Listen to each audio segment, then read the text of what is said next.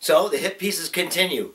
After that horrible article by GQ's Jeff Charlotte, now, based on that horrible article and that horrible writer, at the CBC, the Canadian Broadcasting Company, they had a couple of radio programs interviewing this jerk, Jeff Charlotte. You got to listen to it.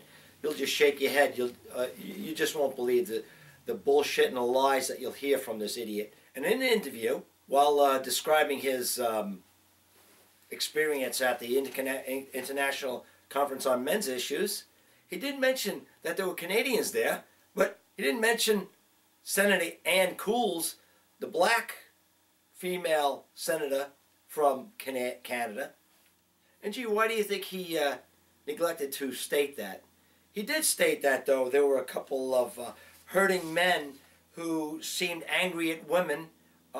He did notice that, however. But the galling thing is, on the same program, after they interviewed him, they interviewed Senator Ann Cools. Not they, this Anna Maria woman. And boy, she was rude to her.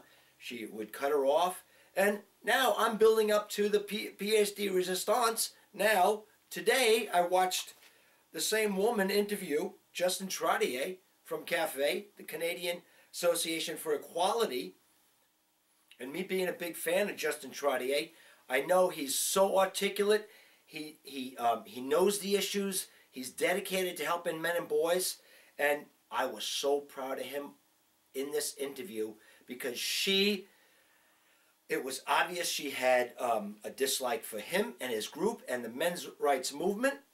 She had an agenda.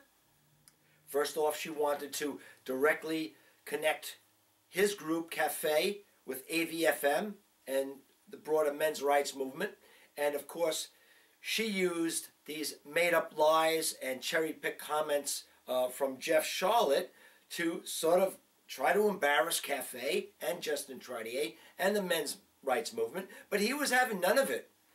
First of all, as a great debater and a great spokesman, I know that the good ones, if they trying to get derailed by the host, or trying to be dragged down to a road he doesn't want to go, he just doesn't go. A good spokesperson or debater just ignores what he doesn't like and sticks to his agenda, which he did. He more or less ignored the connection with AVFM and any other negative comments that she was trying to bring out, and he kept going to. You've got to watch this or listen to it. You'll see it in a low ball, but he would say, no, we're not a men's rights organization. We're a welfare group organized to help men and boys, physically, mentally, financially. And he stuck with it the whole interview. She came off really bad because, of course, part of this whole controversy and really what the big reason why she was interviewing him was because CAFE has this new billboard up that has garnered international attention, actually. And the wonderful billboard that they have erected there up in Canada says that domestic violence is 50-50, yet there are no services for men and boys to help male victims of violence. So CAFE has formed this group, this men's service center, and also has started with the one billboard and plans to put up many more. And she had an objection to that. She says, is that really true? 50-50? It's 50-50 because she said, because I know of studies that it's about 85% women are victims. So Justin Trottier, of course, said that, he cited sources that said that the Canadian government actually got those statistics from a survey that they conducted, 50-50, basically, male and female domestic violence victims. But she said, of course, I guess she must have done her homework, but but that's a self-reporting study. Yes, okay, yes, we know self-reporting studies can be faulty, but in this case, it would be faulty on the men's side. I don't know where she gets this idea, but she said that in these self-reporting studies, men over-report their injuries, and women under-report their injuries or their instances of violence. So, Ms. Tremonti, I don't know where you get the idea that these self-reporting studies asking men and women how much they've been victimized. Why would men and women be different in that way? Women are, for the last 50 years, have been encouraged to report, and laws have been there to support them to report domestic violence, as it should be. There's no reason why men would over-report. If anything, they would under-report because, first of all, we don't really recognize women as abusers because the whole society doesn't tell us that there are any female abusers. So many men internalize it and say, well, maybe it was me, or all right, so she slapped me. No biggie. It's laughable that Ms. Tremonti would say that men are over-reporting that they're abused. So I have no idea where you get that from. That totally pissed me off. Okay, so how about this, Ms. Tremonti? You're progressive, you care about people. You know how progressives care about all people, right? So what if you were right? What if it is 85% of the domestic violence victims are women? So that would leave 15% men victims.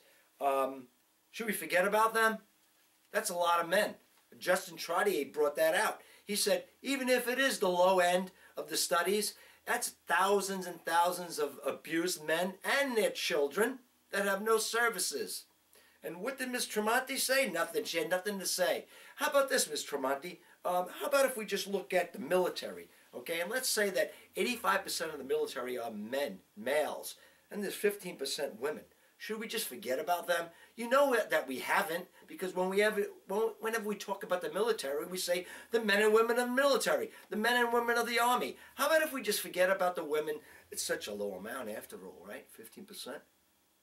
As you said, it's, 85%. If it's the majority, we should just really just call it the army is of men, okay? 50% is too small to worry about those women.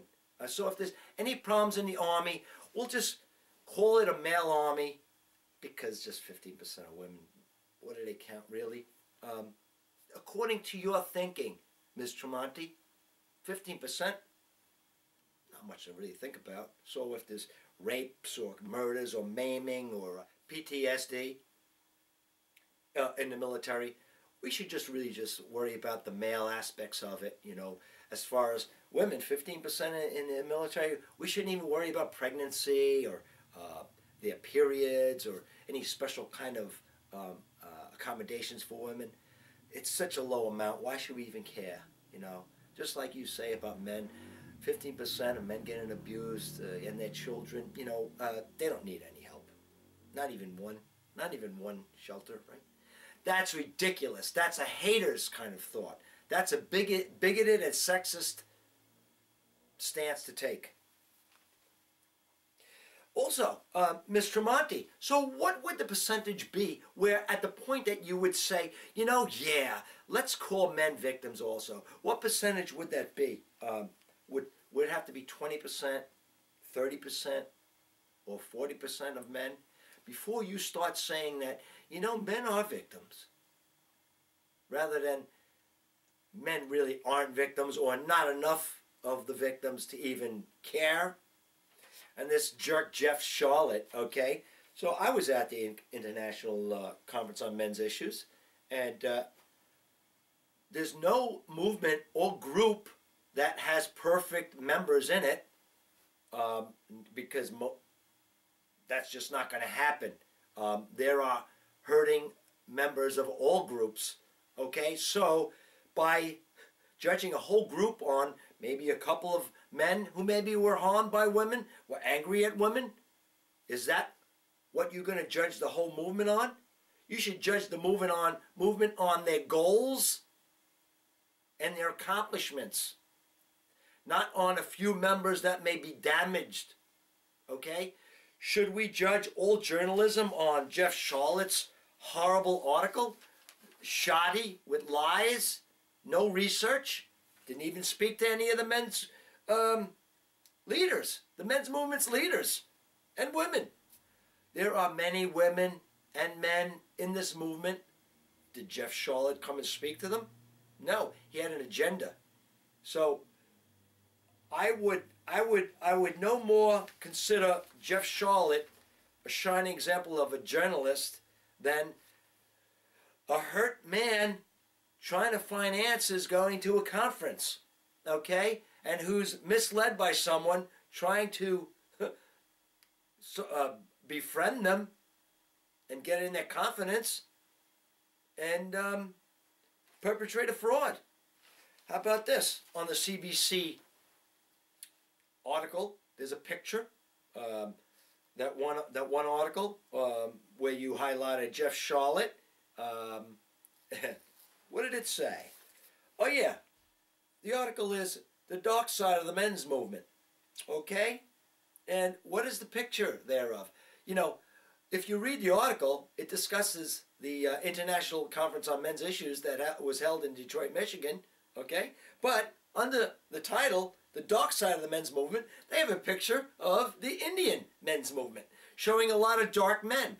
Boy, for a supposedly progressive website and broadcast company and author, you're actually labeling an Indian men's group, saying it's the dark side of the men's movement. Sounds overtones of racism, big time, man. Who are you trying to scare? Oh, this is the joke.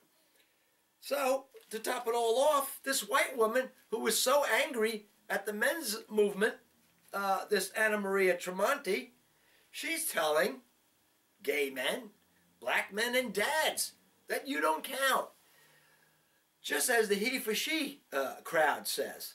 Black men, gay men, dads trying to see your children. Forget your troubles. Come help some white women, privileged white women like Jennifer Lopez and Amy Poehler, Meryl Streep, Patricia Arquette. You black men, come on, you're privileged. Come on, you got to get with the movement.